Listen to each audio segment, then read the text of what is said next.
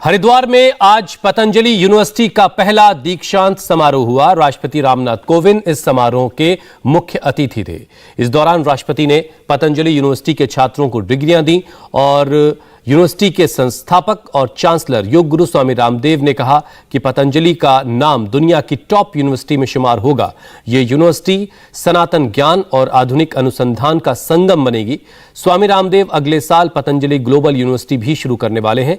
योग आयुर्वेद के बाद अब प्राचीन और आधुनिक शिक्षा के जरिए भारत को विश्व गुरु बनाने का स्वामी रामदेव का क्या प्लान है? हमारे संवाददाता पवन नारा ने पतंजलि यूनिवर्सिटी के कैंपस में उनसे बातचीत की है। रामदेव जी, आपका स्वागत है इंडिया टीवी पर। योग आपकी पहचान है, उसके बाद खाने पीने दवाइयां वो हमने देखा था। पतंजलि यूनिवर्सिटी योग की शिक्षा आप देते थे। यूनिवर्सिटी में क्या क्या है और कैसे ये एक अपने आप में अलग यूनिवर्सिटी? योग, आयुर्वेद और सनातन संस्कृति के आधार पर ही भारत विश्व गुरु था। भारत ज्ञान शक्ति में जब सर्वोपरि था, तब विश्व में भारत के पीछे पूरी दुनिया खड़ी थी।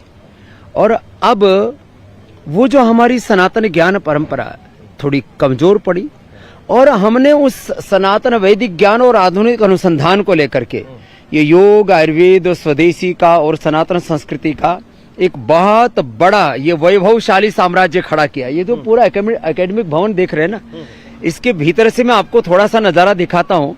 माने वर्ल्ड की जो भी कोई ऑक्सफोर्ड, हार्वर्ड, कैम्ब्रिज, स्टैनफोर्ड आदि यूनिवर्सिटियों में जो आपको इंफ्रास्ट्रक्चर देखने को मिलता है, वो इंफ्रास्ट्रक्चर और वर्ल्ड क्लास कैरेक्टर, माने शिक्षा, अनुसंधान और संस्कारों की एक नई पहचान है ये पतंजलि विश्वविद्यालय। और मैं इसलिए नहीं बता रहा हूं कि हमने बनाया है, बल्कि आज योग और आयुर्वेद का ये श्रेष्ठतम विश्वविद्यालय तो है ही। और जो इसका अगला चरण जो हम अगले साल शुरू करने वाले हैं, पतंजलि ग्लोबल यूनिवर्सिटी, वो तो 1 लाख विद्यार्थियों के स्टूडेंट्स की कैपेसिटी के साथ और वर्ल्ड के सभी सब्जेक्ट्स, माने मेडिकल के सभी ब्रांचेज, इंजीनियरिंग की सभी ब्रांचेज और इसके साथ साथ एग्रीकल्चर, इंडस्ट्री और स्पोर्ट्स, म्यूजिक, लॉ, सारे जितने भी सब्जेक्ट हो सकते हैं उनके साथ ये विश्व का सर्वश्रेष्ठ विश्वविद्यालय होगा। अभी हमने एक नव आरंभ, एक नवाचार शुरू किया है। अब इसका विस्तार इतना बड़ा होगा जिसके ऊपर पूरा राष्ट्र गौरव करेगा। यूनिवर्सिटी में फिलहाल कौन कौन से कोर्सेज मौजूद हैं और आगे ग्लोबल यूनिवर्सिटी की बाद में बात करेंगे। फिलहाल कौन कौन से कोर्सेज उपलब्ध हैं? आपकी छवि के अनुसार हम योग समझ सकते हैं, आयुर्वेद समझ सकते हैं, और क्या क्या है? MA, BSc, MSc और उसी में PhD, फिर यहाँ पर BMS का भी है, BNYS का शुरू हो गया है। और BNYS के साथ साथ में यहाँ अभी व्याकरण शास्त्र जो लुप्त प्राय पाणिनि व्याकरण से लेकर के, दर्शनों से लेकर के, उपनिषदों से लेकर के जो प्राच्य विद्या संकाय है हमारा, वो इतना समृद्ध है, इतना सबल है। ये हमने थोड़े से यहाँ पर प्रतीक आपको दिखाने के लिए रखे हैं कि नालंदा और तक्षशिला जैसे विश्वविद्यालय कैसे हुआ करते थे भारत के। तो उन प्राचीन संस्कृति का सार लेकर के और आधुनिक जगत का विस्तार लेकर के, आप जैसे एक साधारण सी बात होती है कि लोग लगता है कि अरे योग का विश्वविद्यालय है, ये कैसा होगा? अब देखिए आप, हमारा ये जो कॉन्फ्रेंस हॉल है, ये आपको किसी भी यूनिवर्सिटी का इतना बड़ा, इतना व्यवस्थित शायद कॉन्फ्रेंस हॉल कम से कम जो प्राचीन विद्याओं में लगे हुए उनके पास तो नहीं होगा। तो प्राचीन विद्या का मतलब समझा जाता है कि झोले वाला सिस्टम, यानी एक झोपड़ी और झोला, क्योंकि अब नालंदा तो रहा नहीं, ना तक्षशिला रहा। तो क्या आप इस गौरवशाली इतिहास को दोबारा दोहराने की कोशिश में हैं? तो देखो, नालंदा और तक्षशिला से भी बड़ा विस्तार हो। उस समय प्राचीन भारत के समय में वो जैसा उस समय इंफ्रास्ट्रक्चर चाहिए था वो मैंने आपको दिखाया था। अब नए भारत में जैसा इंफ्रास्ट्रक्चर चाहिए, ये तो थोड़ा सा परिसर का आपको, इसलिए हम थोड़ा दिग्दर्शन करा रहे हैं कि अब जैसे लोग सोचते हैं कि अरे ये कैसा होगा, तो आपको हम जैसे यहाँ पर कोई व्यक्ति आता है तो उसको एक ग्रैंडनेस फील होती है कि हम किसी विश्वविद्यालय में आए हैं। अब ये वैसे तो कहने को तो ये मेरा ऑफिस है जिसमें मैं लगभग न के बराबर बैठता हूँ, क्योंकि मेरा काम तो चलते फिरते ज्यादा होता है। लेकिन चाहे वो इंफ्रास्ट्रक्चर, आपको जैसे मैंने बताया कि इंफ्रास्ट्रक्चर तो इसलिए हम दिखा रहे हैं कि आपने जैसे बताया था कि छाप बन गई थी कि ये एक झोला छाप, आयुर्वेद माने झोला छाप, नीम हकीम खतरे जान। नहीं, आयुर्वेद तो पढ़ी लिखी विधा मानी जाती है, BMS है, पूरा उसकी सर्टिफिकेशन है, ऐसा नहीं है। जब आयुर्वेद का जिक्र आता है तो ब्रांडिंग और मार्केटिंग के गुरु कहते हैं कि आयुर्वेद मतलब, ऐसा देखो, आयुर्वेद को लोगों ने बहुत हीन दृष्टि से देखना शुरू किया था। मैंने योग को, आयुर्वेद को, वेदों को, दर्शनों को, उपनिषदों को जब हम गुरुकुल में पढ़ने गए थे तब लोग बोलते थे, अरे ये गुरुकुल का पढ़ा हुआ है, संस्कृत पढ़ा हुआ है, हिंदी पढ़ा हुआ है, ये क्या कर लेगा। अब लोगों को ऐसा लगता है, अरे ये गुरुकुल में पढ़ा हुआ है, ये संस्कृत जानता है, ये वेद जानता है, ये आयुर्वेद जानता है, ये तो दुनिया में कुछ नया कर सकता है। तो हमने एक सोच बदली है, लोगों ने भोग को महिमा मंडित किया, हमने योग को, आयुर्वेद को, वेदों को, वैदिक संस्कृति को, अपने सनातन मूल्यों को हमने महिमा मंडित किया। और आज हम ये मानते हैं कि लोगों ने क्या हुआ कि बाह्य ऐश्वर्य के दम पर, धन बल पर जो है वो हमारे इस ज्ञान बल को दबाना जो चाहते थे, अब हमने उनके मंसूबों को नाकाम कर दिया है और दिखा दिया है कि हम हर दृष्टि से दुनिया में श्रेष्ठतम कर सकते हैं। उसका एक छोटा सा दर्शन आपको मैं, ये तो एकेडमिक भवन का मैंने एक फ्लोर दिखाया है, ऐसे इसके 4 फ्लोर हैं। बात एकेडमिक भवन की नहीं है, बात ये है कि सनातन संस्कृति का जो गौरव क्षीण हुआ था उसको पुनः प्रतिष्ठापित करके ही हम भारत को विश्व गुरु बना सकते हैं और पूरी दुनिया में योग, आयुर्वेद और सनातन संस्कृति को गौरव दिलाते हुए पूरी दुनिया में छा सकते हैं। अब एक सवाल मेरे मन में आया, जब आचार्य कुलम था या कहें कि आपके यहाँ छोटे बच्चों को वेद की शिक्षा दी जा रही थी, वो आप जैसे वस्त्र थे, हवन कुंड था, मंत्र था, तो यहाँ के छात्र क्या वैसे होंगे या बाकी यूनिवर्सिटी में पढ़ने वाले छात्र हैं वैसे होंगे? क्योंकि जैसे ही आचार्य कुलम, गुरुकुल की एक छवि बनती है तो सोचा जाता है कि ये सन्यास की तरफ जा रहे हैं हम, या फिर ये क्या सांसारिक जिम्मेवारियां परम वैभव की तरफ ले जा रहे हैं। सन्यासी तो कोई बिरले बनते, कोई जन्म जन्मांतरों के तप से। हम यहाँ पर ग्लोबल सिटीजन तैयार कर रहे हैं जिनमें श्रेष्ठ व्यक्तित्व हो, श्रेष्ठ नेतृत्व हो, श्रेष्ठ चरित्र हो, श्रेष्ठ प्रतिभा हो, ऐसे नागरिक जो पूरी दुनिया में अपने प्रतिभाओं से छा जाएं।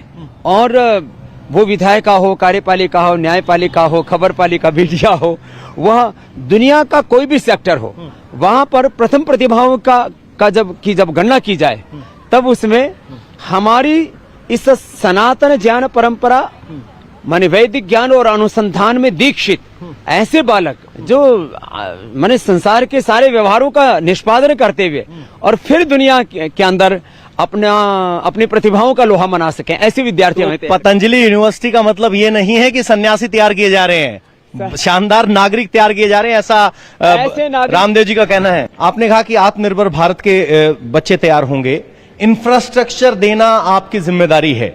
शिक्षकों का चुनाव कैसे किया जाए? क्योंकि अगर आप ग्लोबल लेवल पर एक यूनिवर्सिटी बनना चाहते हैं जिसका नाम हो, वैभव हो और जिसकी रिसर्च को माना जाए, तो शिक्षकों पर क्या कुछ फोकस है? शिक्षक किस तरह के यहाँ होंगे? हमारे पास में जो इस समय शिक्षक हैं प्राच्य विद्या संकाय में और हमारे साइंस फैकल्टी में, वो बहुत जबरदस्त है।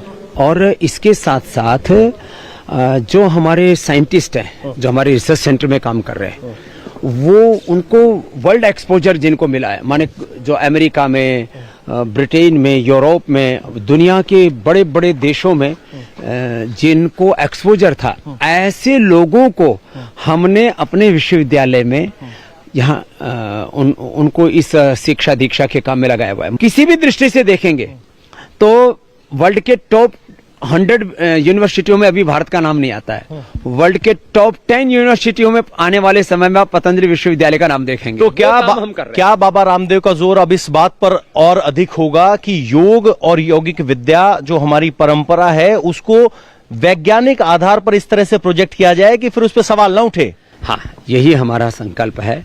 वैदिक ज्ञान, सनातन ज्ञान और आधुनिक अनुसंधान, माने सनातन और नूतन का संगम है पतंजलि योगपीठ, पतंजलि विश्वविद्यालय।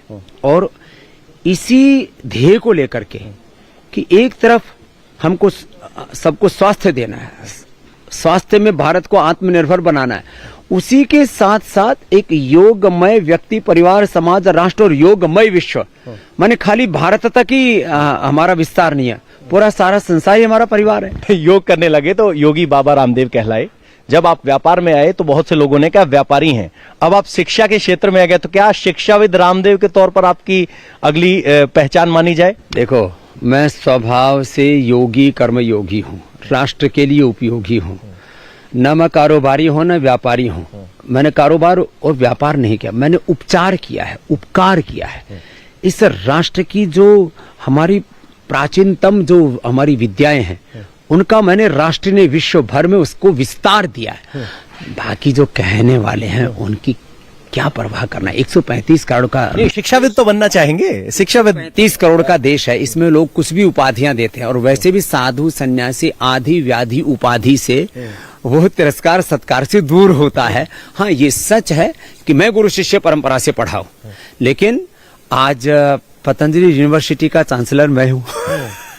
और ये दुनिया की, मैंने कहा अभी जो आज जिस परिसर में आप खड़े हो, यह तो इसका एक कोना है। ऐसे ये बहुत बड़ा परिसर तो अब तैयार हो गया है और जो आगे हमारी तैयारी है वो तो इतनी बड़ी है जो दुनिया पर भारी पड़ने वाली है। ग्लोबल यूनिवर्सिटी का भी एक नया कैंपस आप शुरू करें अगले साल, वो क्या है उसके बारे में कुछ बताएंगे? ग्लोबल यूनिवर्सिटी में ये तो आपने बता दिया कि पतंजलि यूनिवर्सिटी में क्या क्या है, वो अलग क्या होगा? ये प्राच्य विद्या संकाय, वो यहाँ पर भी अभी यद्यपि छोटा है, वहाँ और बड़ा होगा और उसमें मेडिकल की सारी, मान MBBS भी होगा, वर्ल्ड का एक नया कोर्स डिजाइन होगा उसमें। अभी तो MBBS में जो कोर्स है ना, वो ज्यादातर जो है वो जो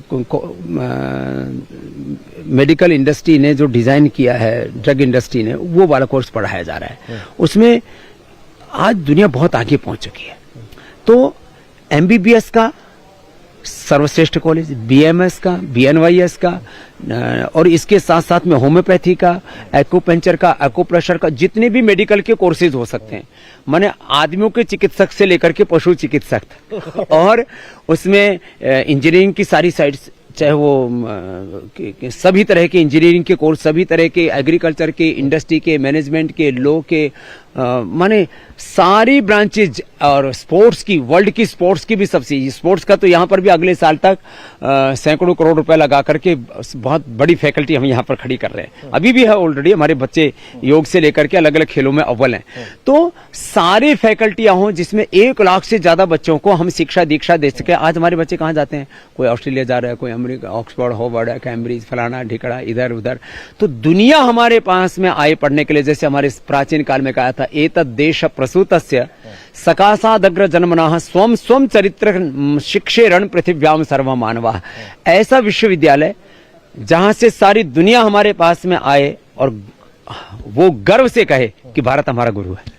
तो ये बाबा रामदेव हैं जो बता रहे हैं कि सिर्फ योग और नेचुरोपैथी तक नहीं, पतंजलि ग्लोबल यूनिवर्सिटी जो नई बनेगी उसमें मॉडर्न साइंसेज के कोर्सेज भी होंगे और वहां मेडिकल से लेकर स्पोर्ट्स तक, इंजीनियरिंग से लेकर लॉ तक हर शिक्षा उपलब्ध होगी। इंडिया टीवी हर वक्त हर जगह डाउनलोड करने के लिए सर्च करें India TV news Google play store या ऐप स्टोर पर।